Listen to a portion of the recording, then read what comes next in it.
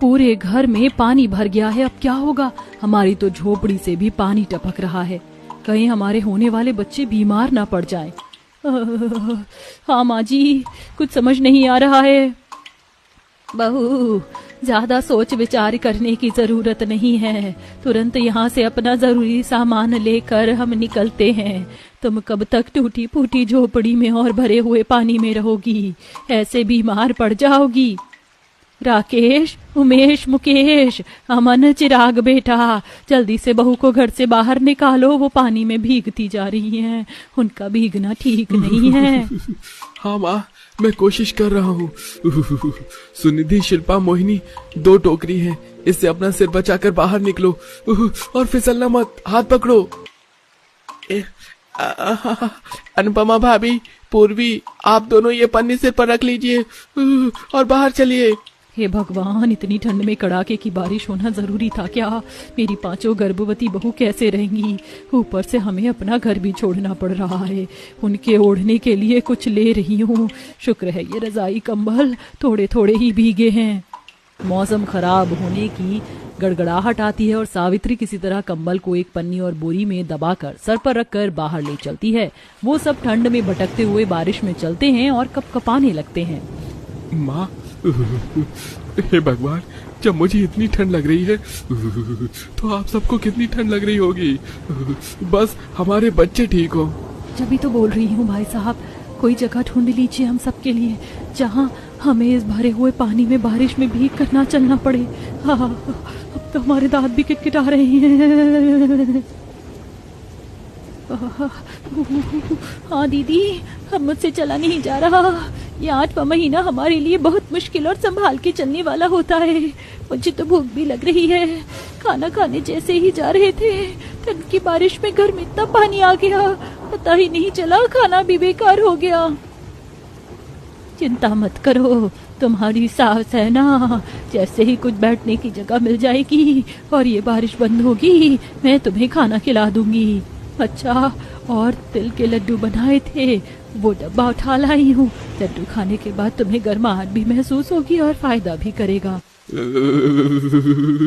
माँ, वो देखिए, मुझे क्या मिला। ये खाली पाइप पड़े हैं, इसी में बैठ जाते हैं फिलहाल, ताकि हमें ठंड न लगे। इस बारिश से तो बच जाएंगे और हमारी पत्नी अभी यहाँ रह जाएंगी। हाँ चिराग बेटा, ये ठीक रहेगा। आ जाओ बहू, संभाल कर आना। 5 बहू ठंडी बारिश में आगे बढ़ती हैं और पाइपलाइन को देख उनकी तरफ जा रही होती हैं कि कीचड़ में मोहिनी का पैर फिसलता है तो शिल्पा और उसका पति उमेश संभाल लेता है। भगवान का लाख लाख शुक्र है कि तुम ठीक हो माँ, और आप सब जल्दी घुस जाइए इसमें। कुछ ही देर में वो सब अपने सर को उस पाइपलाइन में बैठकर छुपा लेते हैं, जिससे उन्हें थोड़ा आश्रय मिल जाता है। और अभी भी सब कांप रहे होते हैं। सास अपनी लाए कंबल को बहू को ओढ़ने के लिए दे देती है। माँ जी, बहुत बहुत ठंड लग रही है। हाँ माँ जी, मेरे से ठंड बर्दाश्त नहीं हो रही। बस भगवान हमारे बच्चों को ठीक रखे, कहीं उन्हें सर्दी ना लग जाए हमसे। लगता है इस कंबल से बात नहीं बनेगी। रुको, मैं अभी तुम्हारे लिए किसी तरह आग जलाने की कोशिश करती हूँ। सावित्री पाइप से बाहर निकलकर आसपास भीगते हुए कांपकर जलाने के लिए कुछ ढूंढती है। जहां सूखे कागज कहीं दबे हुए मिलते हैं तो किसी पड़ोस से उपले और माचिस मांगकर अपनी बहुओं के पास पाइप में आग जला देती है, जिससे वो सब हाथ सेकते हैं। गरीब प्रेग्नेंट बहू को थोड़ी राहत मिलती है। अब जाकर थोड़ा अच्छा लग रहा है। पता नहीं सर्दी में बारिश क्यों होती है। इस बारिश के कहर ने हमें हमारे घर से ही बेघर कर दिया। हाँ, अब ठीक लग रहा है। माँ जी, वो लड्डू दे दीजिए। लड्डू खा लेना, लेकिन अपने कपड़ों का पानी निचोड़ दो पहले और थोड़ा हाथ पांव सुखा लो, फिर खा लेना। फिर वो अपने कपड़े सुखाने के बाद तिल का लड्डू खाकर गुजारा कर लेते हैं और उसी के अंदर सो जाते हैं। रात को धीरे धीरे बारिश बंद हो जाती है, पर अगले दिन बारिश के साथ बर्फ भी गिरने लगती है, जिससे 5 पति परेशान हो जाते हैं। अरे, हमें तो अपने काम पर जाना था, पर यहाँ तो बारिश और बर्फ दोनों एक ही साथ हो रही है। ठंड बढ़ती जा रही है। हाँ भैया, हमें लकड़ी का जुगाड़ कर लेना चाहिए और तिरपाल का भी। इसके बाद 5 भाई कहीं से बांस और तिरपाल लाकर टेंट बना लेते हैं, जिसमें वो सब बारिश और बर्फ से बचने के लिए रहने लगते हैं। ये इन बच्चों ने ठीक किया है। लेकिन हम कब तक ऐसे टेंट में रहेंगे? हमारे पास खाने पीने के लिए भी कुछ नहीं है। माँ, जब तक ये ठंड वाली बारिश होती रहेगी तब तक तो हम अपने काम पर भी नहीं जा सकते। ऐसी बारिश में कोई घर कैसे बनेगा? हाँ भैया, हमारा तो मजदूरी का काम भी गया तो दिहाड़ी भी हाथ में आने से रही। भैया क्यों ना हम लकड़ी काट कर बेचें? नहीं भैया, हाँ हम ये भी नहीं कर सकते। इस वक्त जंगल की लकड़ियां भी भीगी हुई होगी। कौन लेगा उसे? पता नहीं क्या होगा हम सबका। पैसे कमाने के लिए कुछ तो करना होगा, बस ये बारिश बंद हो जाए। 2 दिन तक बारिश होने के बाद जैसे ही बारिश बंद होती है तो अनुपमा खाने की तलाश में टेंट से बाहर निकलती है कि कीचड़ में उसका पैर फिसल जाता है, जिससे वह पेट के बल गिरती है और दर्द से रोने लगती है। माँ जी, अमन जी, दीदी, मुझे बचा लीजिए। मेरा बच्चा। माँ जी, हे भगवान, बहू गिर गई। अरे मोहिनी, सुनीति, जल्दी आओ, मदद करो इसकी। अमन, चिराग। माँ जी, अनुपमा को बहुत दर्द हो रहा है, हमें फौरन उसे अस्पताल ले जाना होगा। तभी घर वाले एक रेडी पर अनुपमा को लिटाकर हल्की बारिश में लेकर उसे पास के अस्पताल में फटाफट से लाते हैं, जहां डॉक्टर बच्चे की रिपोर्ट देखता है कि बच्चा पेट में घूम गया है। उन्हें फौरन ट्रीटमेंट के लिए पैसा चाहिए, वरना ऑपरेशन करना पड़ेगा। हे भगवान, अब मैं इतने सारे पैसे कहाँ से लाऊं? डॉक्टर ने 20,000 रुपए बोला है। बच्चों, हमें 20,000 रुपए किसी तरीके से इकट्ठे करने होंगे। माँ, चिंता मत कीजिए, हम पैसों का इंतजाम कर लेंगे, कोई और काम कर लेंगे। माँ जी, मैं भी काम करूंगी। और मैं भी। नहीं नहीं, तुम चारों को कहीं नहीं जाने दूंगी मैं। तुम भी कहीं फिसल गई तो देखा ना उसके साथ क्या हुआ। अगर तुम सबके साथ कुछ हो गया तो तुम्हारे बच्चों पर भी संकट आ सकता है। माँ जी, हम बिल्कुल ठीक होंगे। मोहिनी और पूर्वी यहाँ पर उसके पास रुक जाएंगे। हम दोनों अपने पति के साथ में जाते हैं, क्योंकि पैसों की भी तो जरूरत है। माँ जी, समझिए, और आपको भी यहीं रहना है उन दोनों का ख्याल रखने के लिए। पर तुम्हें अपना ख्याल रखना है, बारिश में भीगना मत। ठंड का कहर बहुत बुरा चल रहा है। राकेश, मुकेश, तुम्हें इन दोनों का ख्याल रखना है। जी माँ।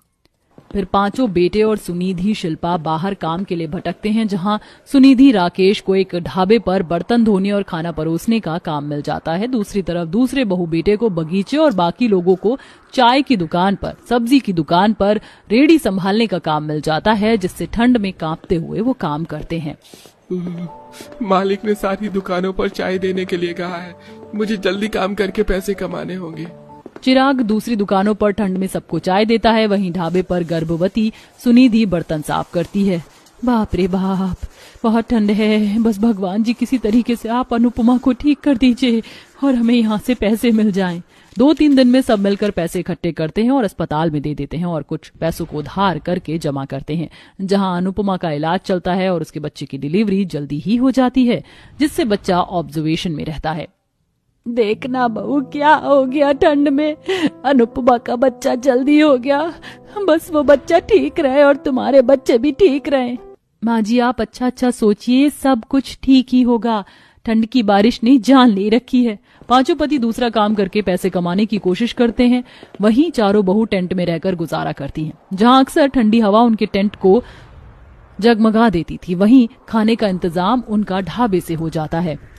हाँ, कितने दिनों बाद थोड़ा गर्म खाना खाने को मिल रहा है। हाँ, और पता नहीं कब तक इस टेंट में रहना पड़ेगा। जल्दी ही बहुओं, सब ठीक हो जाएगा। मैं ये खाना लेकर उन तीनों के पास अस्पताल में जा रही हूँ। माँ जी, आप यहीं रह जाइए, कब तक ठंड में भागती रहेंगी? हम दोनों चले जाते हैं। आप दोनों में से कोई मत जाइए, मैं अपना काम खत्म करके आ गया हूँ। मैं ही अस्पताल चले जाता हूँ। बाहर वैसे भी दोबारा से बारिश होने वाली है। आप लोग भीग जाओगे तो परेशान हो जाओगी। मैंने इतने पैसे तो कमा लिए हैं कि मैं खुद का समोसे की दुकान का काम खोलूंगा। और सर्दी में हमारा काम भी चलेगा, तभी हमें इस टेंट से छुटकारा मिलेगा। हाँ बेटा, ये सही रहेगा। ये कहकर चिराग हॉस्पिटल में उन तीनों बहू को खाना खिलाने चला जाता है, जहां ठंड में वो बहुत ज्यादा बिना शॉल के कपकपा रही थीं। और 2-4 दिनों में चिराग खुद का समोसे का सामान लाकर समोसे बेचने लगता है। साथ में उसका भाई चाय बनाने लगता है और बाकी 3 भाई काम करते हैं। एक सुबह चारों गर्भवती बहू को पेट में दर्द होता है और ठंड की बारिश में उनके पति उन्हें फटाफट सरकारी अस्पताल में ले जाते हैं, जहां वह अपने बच्चों को जन्म देती हैं। भगवान का लाख लाख शुक्र है कि मेरे ये चारों पोता पोती भी बिल्कुल ठीक हुए। बस माँ के लिए कपड़ों का जुगाड़ करना है। माँ जी, आखिर आपके 5 पोता पोती बिल्कुल स्वस्थ पैदा हो गए। हाँ बहू। 5 बहुएं अपने बच्चों के साथ उस टेंट में आ जाती हैं। बच्चों को ठंड से बचाने के लिए आसपास की औरतें भी उन्हें गर्म कपड़े दे देती हैं, जिनसे उन्हें सहारा मिल जाता है। और 5 पति एक ही महीने तक मेहनत करते हैं, जिसके बाद उनके घर के तरफ का पानी कम हो जाता है और वह लोन पर अपने मजबूत घर को दोबारा बनवाकर खुशी खुशी रहने लगते हैं। साथ के साथ पैसे भी चुकाते हैं। सौदामिनी, जरा बिरयानी की एक डिश तो देना। ये लीजिए। और सुनिए भाभी, मुझे जरा चटनी दीजिए। भाभी, कल जो आपने लौकी के कोफ्ते बनाए थे बहुत ज्यादा अच्छे थे, वो बचे नहीं क्या? अरे नहीं बहुओं, कुछ तो याद रख लिया करो। अभी दिशा ने पूछा तो मुझे याद आया। देखो फ्रिज में लौकी के कोफ्ते और मटर पनीर भी रखा हुआ है, उसे भी निकाल लाओ। वाह, अरे वाह, मटर पनीर और लौकी के कोफ्ते। लाओ भाई लाओ। हाँ जी, लाती हूँ। सौदामिनी और सुनामी ऐसे बोलते हुए दोनों रसोई में आ गई और फ्रिज में से खाना भी निकाल कर उसे गर्म करने लगी। टेबल पर पहले ही पकवान भरे पड़े थे, ऐसे में 2 चीजें और रख गईं और घर वालों ने दिल भर कर खाया। भाई वाह, मजा आ गया। खाना हो तो ऐसा। अच्छा सुनामी, आज रात में तो गुड़ की खीर बना लेना। अरे जी, अभी अभी तो आपने खाना खाया, अब गुड़ की खीर कैसे याद आ गई? अरे बेटा, ये तो हमारे घर का रिवाज ही है। हमारे यहाँ पर तो 5-5 टाइम ही खाया जाता है। अच्छा बहू, अब ये सब बातें छोड़ो और जल्दी से खाने के बाद के बर्तन समेट दो। हेमा के बोलने पर दोनों बहुओं ने खाने के बाद वाले बर्तनों को समेटा और फिर ऐसे ही वो रात के खाने की तैयारी में लग गई। सौदामिनी और सुनामी दोनों हेमा की बहुएं थीं और उनके ससुराल में किसी बात की कमी नहीं थी। लोग वहाँ 5-5 टाइम बेफिक्री से खाते थे और सब कुछ अच्छा ही चल रहा था। ससुराल में उनकी सास, एक नंद और उन दोनों के पति थे। सभी खाने के काफी शौकीन थे और तरह तरह की चीजें जब मन करता तब बनाकर खाते थे। ऐसे ही सिलसिला जारी था और आज शाम के वक्त दोनों बहुएं रसोई में समोसे बना रही थीं। भाभी, आज सुबह से चौथी बार है जो हम रसोई में कुछ बनाने आए हैं। तो इसमें कौन सी बड़ी बात है? अभी देखना, सभी समोसे खा लेंगे और फिर 5वीं बार हमें रात का खाना बनाने आना पड़ेगा। सही कहा। चलिए भाभी, हमारे खस्ता खस्ता समोसे रेडी हो गए। अभी ने इमली की चटनी के साथ लेकर चलते हैं। सौदामिनी और सुनामी इमली की चटनी और गर्मा गर्म चाय के साथ सभी के लिए समोसे ले आई। सभी बेसब्री से समोसे बनने का इंतजार कर रहे थे। वाह, बना ही दिए आखिर मेरी बहुओं ने समोसे। खुशबू ही इतनी अच्छी आ रही है कि बस मन कर रहा है जल्दी से खा लूं। तो रोका किसने है माँ, खा लीजिए। हाँ, अब इंतजार नहीं होता, मैं तो खा रही हूँ। ऐसे बोलकर सभी ने एक एक समोसा उठा लिया। अभी वो लोग समोसे खा ही रहे थे कि कमरे से विकास की आवाज आई। वो चिल्ला रहा था, ओह गॉड, ये क्या हुआ? माँ, विशाल, दिशा, सुनामी सभी आई है यहाँ पे। घर वाले उसकी आवाज सुनकर तेजी से चाय नाश्ता छोड़कर भागे और विकास के पास पहुंचते ही सभी को झटका लगा। ये तू क्या बोल रहा है विकास? ठीक से देख, हम सभी तो घर में ही थे, तो भला फिर ऐसा कैसे हो सकता है? नहीं माँ, ये सच है। मैं तो फैक्ट्री के काम के लिए तिजोरी से थोड़े पैसे लेने आया था, लेकिन यहाँ आकर देखा तो हमारी सारी जमा पूंजी, सारे जेवर कुछ नहीं है। लेकिन घर में तो कोई आया भी नहीं, फिर इतनी बड़ी चोरी कैसे? ये चोर बड़े शातिर होते हैं, कब हाथ साफ करके निकल जाए कोई नहीं जानता। लेकिन भैया, हमारे घर में इतनी बड़ी चोरी हो गई, वो भी हमारी मौजूदगी में। किसी ने तो कोई आहट या कोई परछाई महसूस की ही होगी ना। मैं पुलिस को बुलाता हूँ, मोहल्ले वालों से भी वही पूछताछ कर लेगी। विशाल ने पुलिस को फोन मिलाया। घर में एक बड़ी चोरी हो गई थी। तिजोरी से सारे पैसे, सारे जेवर, सब कुछ चोरी हो गया था, जिसकी वजह से पूरा परिवार बहुत ज्यादा टेंशन में था। विशाल ने पुलिस को बुलाया और पुलिस ने तिजोरी की तहकीकात की।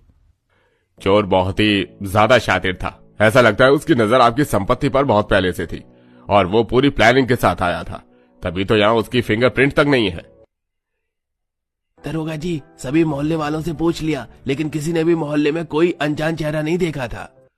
अच्छा, देखिए, ऐसे केसेस में सबूत आसानी से नहीं मिलते, लेकिन हम अपनी तरफ से पूरी कोशिश करेंगे कि हम उस जुर्मी को पकड़ सकें। जरूर इंस्पेक्टर साहब, हमें आपके जवाब का इंतजार रहेगा। हेमा बेचारी पूरी तरह टूट चुकी थी। अचानक से ही पूरे परिवार पर ऐसा दुख आ पड़ा था जिसकी उन्होंने कभी भी कल्पना नहीं की थी। इस चोरी की वजह से हेमा के घर को काफी नुकसान हुआ। फैक्ट्री में उनके ताला लग गया क्योंकि उनके पास किसी भी चीज के लिए पैसे नहीं थे, और साथ ही साथ जिस घर में 5-5 वक्त बेफिक्री से खाया जाता था, अब वहां एक अन्न का दाना पकाने के हिसाब लगने लगा। माँ जी, आज दोपहर के लिए चावल उबाल लूं क्या? नहीं बहू, दोपहर के लिए कुछ मत बना। दोपहर तो कैसे भी गुजर जाएगी, रात के लिए खाना बना लेना। जी। क्यों रो रही है? तू अगर रोएगी तो मुझे भी रोना आ जाएगा बहू, रो मत। माँ जी, एक दौर था जब हम बिना किसी टेंशन के बेधड़क 5-5 टाइम खाते पीते थे, और एक ये दौर है जब हम मुट्ठी भर चावलों का भी हिसाब लगाते हैं। बहू, रोती क्यों है? तुझे क्या लगता है ये दौर हमेशा रहेगा? हमारी मेहनत की कमाई को कभी कोई नहीं मार सकता है। देखना, हमारा सब लौट आएगा। अभी जो हमारे पास राशन है उसे बड़ा सोच समझ कर खर्च करो। हेमा की बात सुनकर सौदामिनी ने गर्दन हिला दी। 5-5 वक्त का खाने वाले लोग अब बस एक ही वक्त खा रहे थे, और देखते ही देखते वो दिन भी आ गया जब उनके घर का राशन खत्म हो गया और किराने वाले का उधार उनके सर चढ़ने लगा। क्या बात है भैया, इतने उदास क्यों हो और आटा नहीं लाए? चुप हो जा दिशा, इस वक्त मुझसे कोई भी सवाल मत कर। किराने वाले ने उधार देने से मना कर दिया क्या? जानती थी कोई भी आज के दौर में उधार नहीं देना चाहता। तो अब हम क्या खाएंगे माँ? मैं जाकर किराने वाले भैया से बात करती हूँ। हरे सालों से पड़ोस में रह रहे हैं, कम से कम थोड़ा सा तो मान रखें। नहीं बहू, रहने दे, कोई फायदा नहीं है। ये दुनिया मजबूरों का बस मजाक बनाती है। तो माँ, हम फिर क्या करें? बिना काम के गुजारा नहीं होने वाला है। आज किराने वाले ने भी मना कर दिया। मैं तो सोच रही हूँ कि कहीं बाहर काम करना शुरू कर दूं, और काम करने में कोई हर्ज नहीं है। हालात बहुत ही ज्यादा मजबूर आ पड़े थे। हेमा चाहती तो नहीं थी, लेकिन ना चाहते हुए भी उसे अपनी बहुओं को घर से निकालना पड़ा। सौदामिनी और सुनामी ने एक अमीर औरत के यहाँ नौकरानी बनने का काम शुरू कर दिया। वो दोनों अब से रोजाना उसके घर आती और झाड़ू पोछा करके अपने घर का थोड़ा बहुत खर्च निकालती थी। ऐसे ही सब कुछ चल रहा था। सौदामिनी, आज शाम के बर्तन मालकिन के यहाँ तुम कर देना, मुझे जरा थोड़ा सा काम है। ठीक है, मैं कर दूंगी, लेकिन आपको क्या काम है? बस यहीं पास में ही थोड़ा काम, मैं आ जाऊंगी। ठीक है। सौदामिनी ने सुनामी से ज्यादा सवाल जवाब नहीं किए और उसने शाम के बर्तन भी खुद ही साफ कर दिए। सुनामी अक्सर ऐसा करती थी, वो सौदामिनी पर काम छोड़कर खुद आ जाती। ऐसे ही एक दिन दोनों अपनी मालकिन के घर ही सफाई कर रही थीं कि फिर से सुनामी ने सौदामिनी से ही काम संभालने को बोला और वो खुद घर से बाहर आ गई। आखिर भाभी को ऐसा भी कौन सा काम रहता है जिसकी वजह से ये हर दूसरे दिन बाहर जाती है? देखना पड़ेगा। सौदामिनी ने आज के दिन सुनामी पर नजर रखी। वो उसका पीछा करने लगी और पीछा करते करते वो एक ज्वेलर शॉप पर पहुंच गई, जहां सुनामी एक ज्वेलर को महंगे सोने के कड़े बेच रही थी।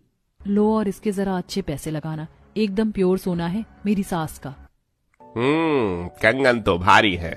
ठीक है, इसके मैं 1 लाख रुपए दूंगा। सुनामी के पास अपनी सास के कंगन देखकर सौदामिनी की आंखें फट गईं और वो बिना कुछ सोचे समझे उस ज्वेलर शॉप में घुस गई। भाभी!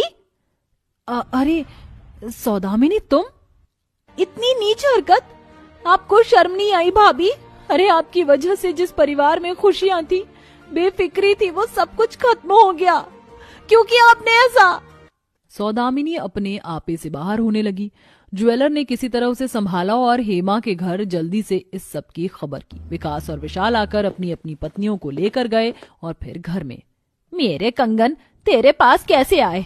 बोल सुनामी। वो माँ जी, वो क्या वो? बोल, वरना तेरी जान ले लूंगी। रुको माँ, मैं बताता हूँ। वो कंगन हमने चुराए थे। खुश? चल गया पता? चुराए थे? तूने भी इसका साथ दिया था विकास? बोल। हाँ, दिया था। की थी हमने ही चोरी, और कुछ? अरे नास पीटो, कौन सी कमी की थी मैंने तुम्हारे साथ जो तुमने ये खेल रचा? बोलो। हमने अच्छे भविष्य के लिए हमने ये किया माँ जी। आपकी जिंदगी अब कितनी बाकी है? आज हो कल निकल जाओगी। उसके बाद मैं नहीं चाहता था कि इस जायदाद पर मेरे भाई का भी हक हो, सो मैंने सब कुछ चुरा लिया और छाती चौड़ी करके बता भी रहा हूँ, कीजिए जो भी करना है। अब हम करेंगे जो करना है। ले चलो भाई इन दोनों पति पत्नी को। पुलिस? इतना चौंक क्यों रहे हो भैया? जब ये ड्रामा शुरू हुआ था मैंने तभी पुलिस को बुला लिया था, और अब तो आपने अपने मुंह से बोल दिया है। अब आपको कोई नहीं बचा सकता। तेरे जैसी औलाद औलाद कहलाने के लायक नहीं है। अब सड़ो तुम सलाखों के पीछे और बनाओ अपना भविष्य। हेमा ने दिल कड़ा करके अपने ही बेटे बहू को सलाखों के पीछे करवा दिया। विकास से पुलिस ने हेमा का सब कुछ वापस भी दिलवा दिया। अब विकास और सुनामी जेल के अंदर अपनी सजा गुजार रहे थे। वहीं विशाल ने अपना काम फिर से शुरू किया और सब कुछ उनकी जिंदगी में दोबारा ठीक हो गया।